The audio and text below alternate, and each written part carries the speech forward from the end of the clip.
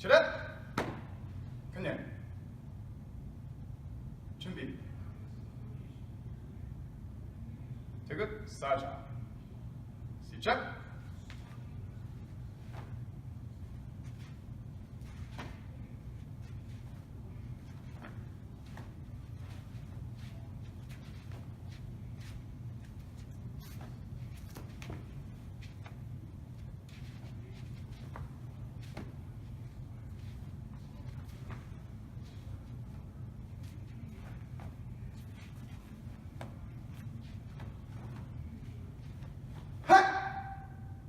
Hello.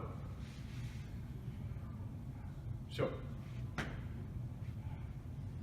Hi everyone, my name is Bennington, and I'd like to start the presentation by asking a pretty simple question. What the heck did I just do? We can talk now, you can talk to me. What did I do? Thoughts? It's like a series of moves. I I don't remember the name of it. That's a good start. It was a series of moves. Other thoughts? Are you shy? Is it a warm-up? One second. Yes. I'm going to guess it's Taekwondo based upon the title of the presentation. Wow, someone read the title of my presentation. It is Taekwondo.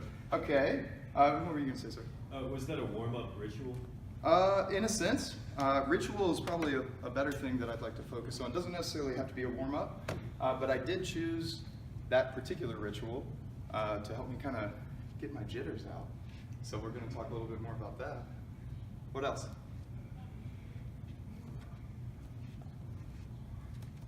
Other thoughts? What if I told you that I argue that was actually a rhetorical invention exercise? Would you believe me? Yeah, sure, dude. See, I'm here. It's Saturday. Maybe by the end of the presentation, that might make a little bit more sense. So today, I'm going to talk to you about what I affectionately refer to as the rhetorical roundhouse kick, and the ways in which I'm arguing that Taekwondo, like all martial arts, are rhetorical institutions, and particularly today, how we can leverage some of the ritual or habit practices and think about those in terms of pedagogy. So today we're going to be moving toward embodied invention strategies for the composition classroom. So this presentation is going to explore, see that keyword? Some Taekwondo practices as being inherently rhetorical. I'm going to focus primarily there to kind of give you a better sense of what I mean by martial arts as rhetorical institutions. We're then going to describe some connections between Taekwondo training. That's something that I'm going to be talking about a lot, training and the art of technique, as that connects to teaching writing. And then finally, I've got a sweet little handout for you that offers some embodied invention exercises to perhaps think about using in your writing classrooms.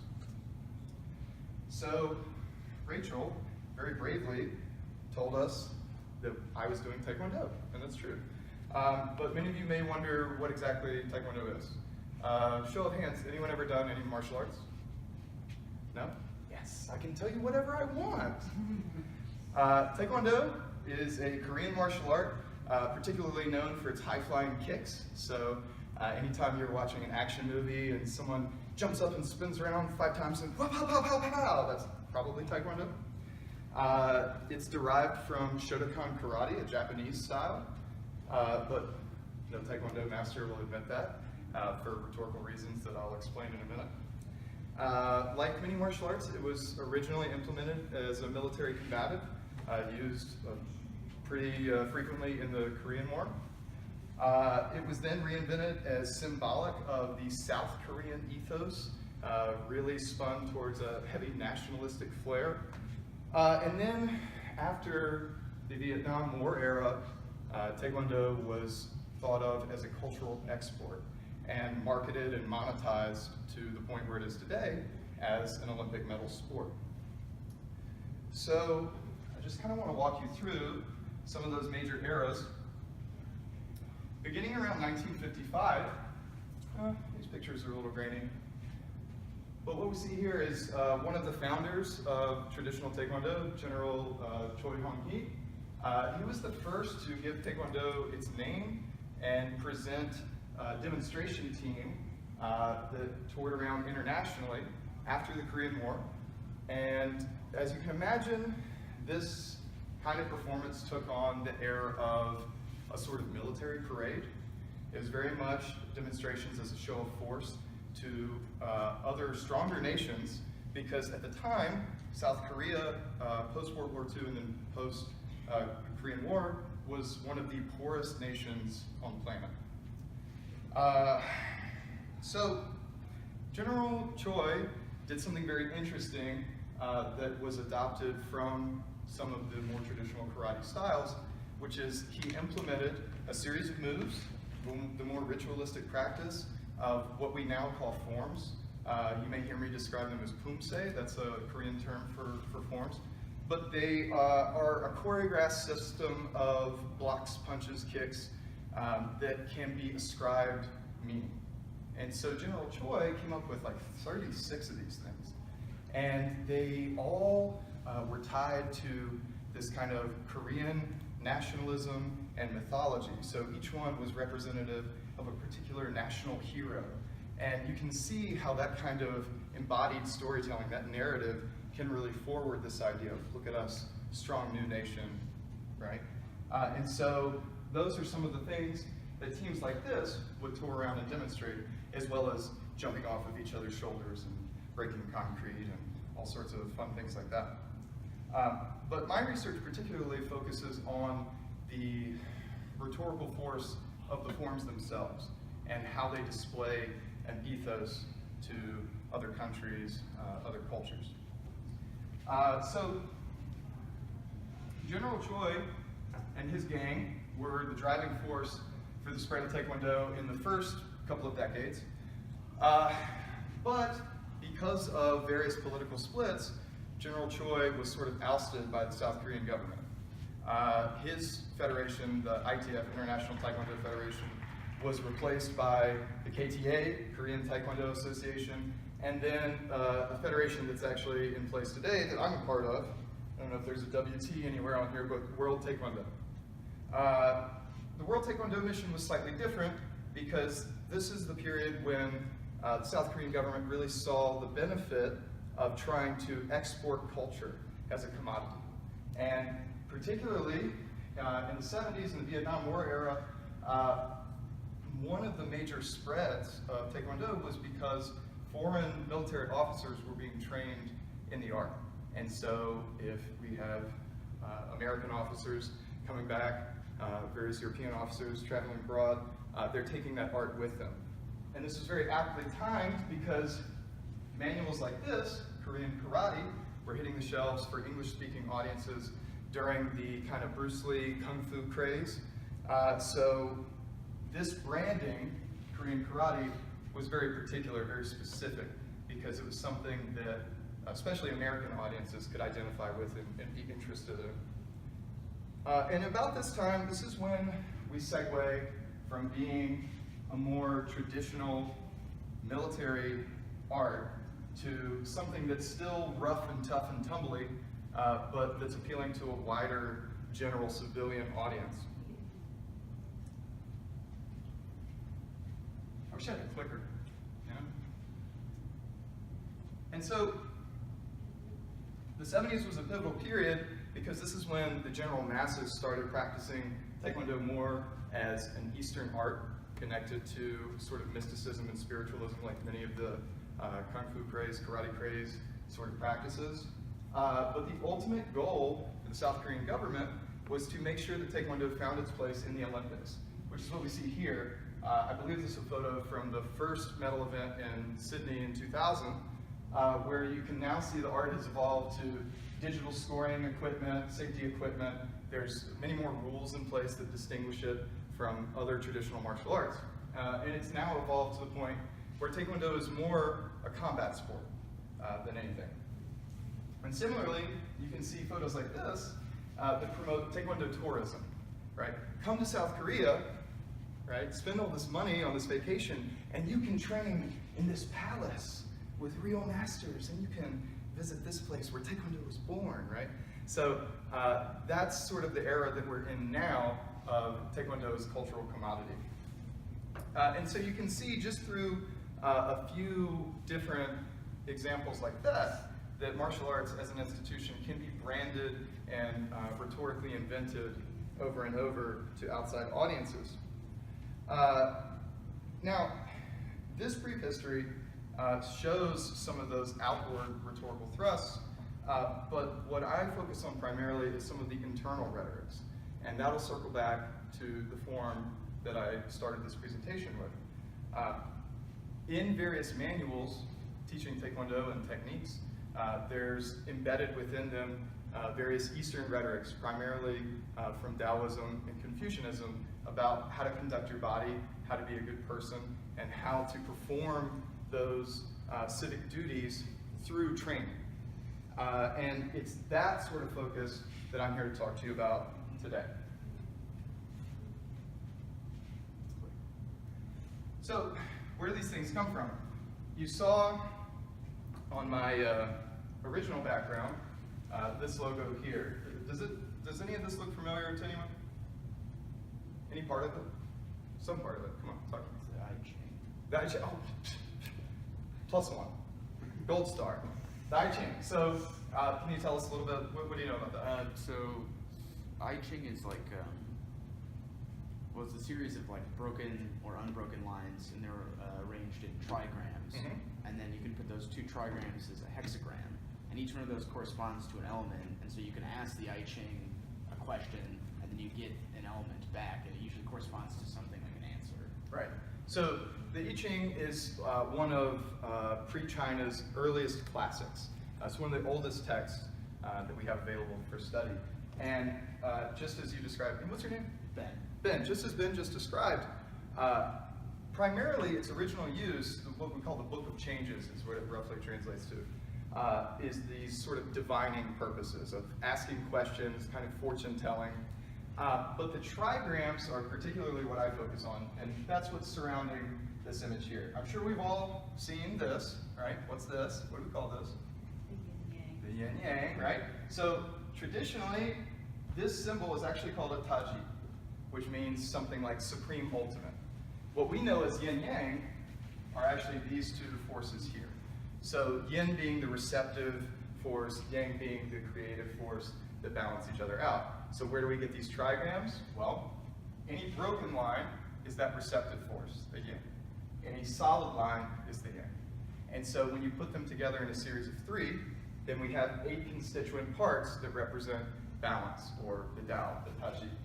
And so when these kinds of rhetorics and this philosophy was adopted by Korea, we have a little bit of language games happening. So the Taji becomes the Taeguk. The palgwe, the 8 trigrams, become the palgwe.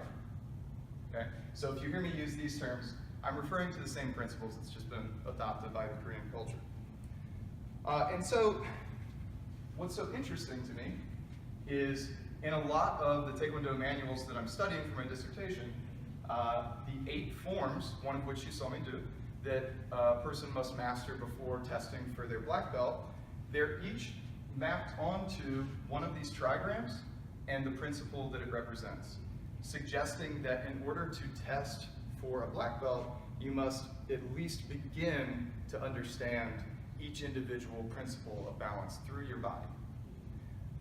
And it's that idea that I'm so attracted to apply to the other half of my life, which is teaching writing in various forms, helping new teachers, helping programs run more efficiently. So,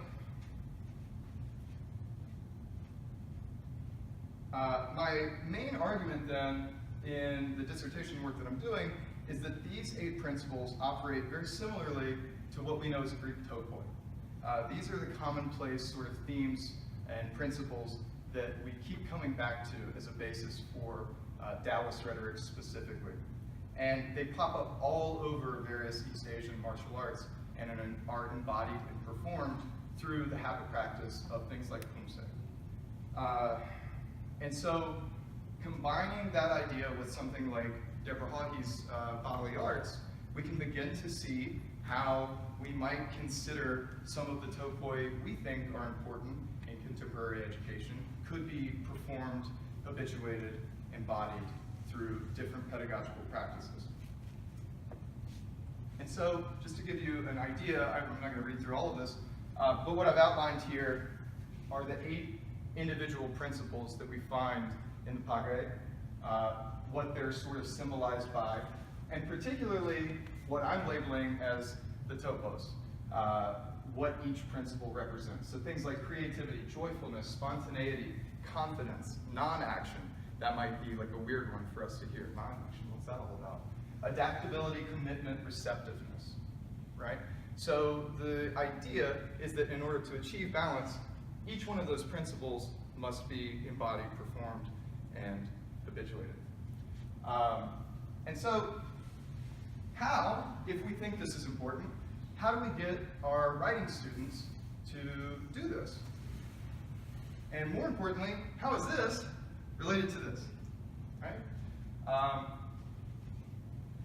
This is something that I find very interesting. Has anyone come across the 8 Habits of Mind for Post-Secondary Success, or Post-Secondary Writing Success with CWPA? So you sort of yes, kind of, maybe. So what I'm fascinated by is the habits of mind described by the CWPA are things that are foundationally important for success in college or in just lifelong learning. And they identify habits such as curiosity, openness, engagement, creativity, persistence, responsibility, flexibility, metacognition. Hearing any overlap yet? A little bit? The handout that I'm going to give to you compares the 8 principles that I just discussed to these, and I think there is a surprising overlap. I'm going to go ahead and just pass those out now, if I can remember where I put them. Oh, good, thank you. Then 2 gold stars. There you go. And so, again, what I'm curious to find out, and what this handout features on the back, are some ways that we can start thinking about how to have our students actually embody, through repetitive practice, these foundational habits of mind. Man, I need like 3 versions of myself, right? Click, distribute, talk, drink water, listen, have coffee. So, writing students should just do Taekwondo, right? Is that the answer? Yes. Yes and no. What I want to borrow from Taekwondo are the performed habits, like the forms, and apply those to writing practice. So if you look on the back of your handout, what I've come up with is just a rough sketch of one way that we can think about this repetitive, habituated idea in writing practice. And it's fairly simple. You just have 8 prompts, essentially, very simple prompts that a student can go to at any point of their writing process if they're feeling frustrated, or as a sort of warm-up exercise. And these are mapped onto what I identify as that sort of shared space between the I Ching principles and the 8 habits of mind. And I'm just going to walk you through a few of them that I think are kind of funny. For creativity, right, if you're feeling like you just don't know where to start, you might do something as simple as write an answer to how to peel an orange like Wile E. Coyote, right? Think of the most overly complex, ridiculous way that you can do a simple task to start challenging yourself to think outside the box, right? How to peel an orange, use a satellite laser, right? Drive really fast on the road and hang out and rub it on the asphalt, right? Non-action or metacognition.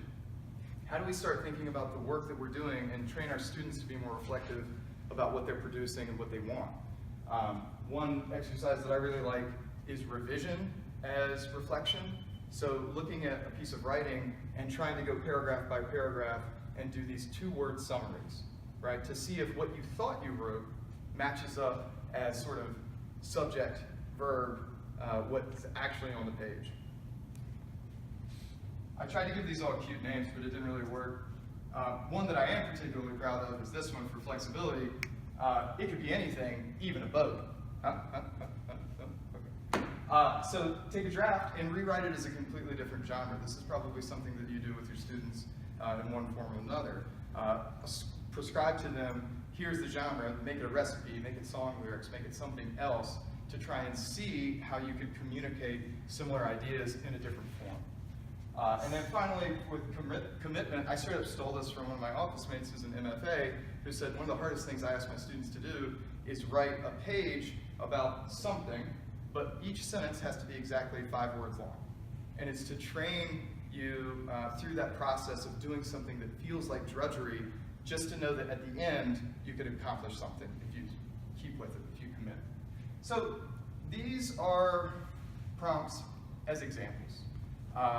Obviously, you'd want to take whatever habits of mind, whatever principles you think are important through your program, your classroom policies, your individual student learning outcomes, and map those onto repetitive processes. But what I think is really helpful to think about is equipping our students with things that they don't have to think about. They can just go to automatically to invent something in their mind. So, let me see if I have one for you. I don't, but I have a question though, before this picture loads. If you had to guess, the form that I started with, which principle do you think it's associated with?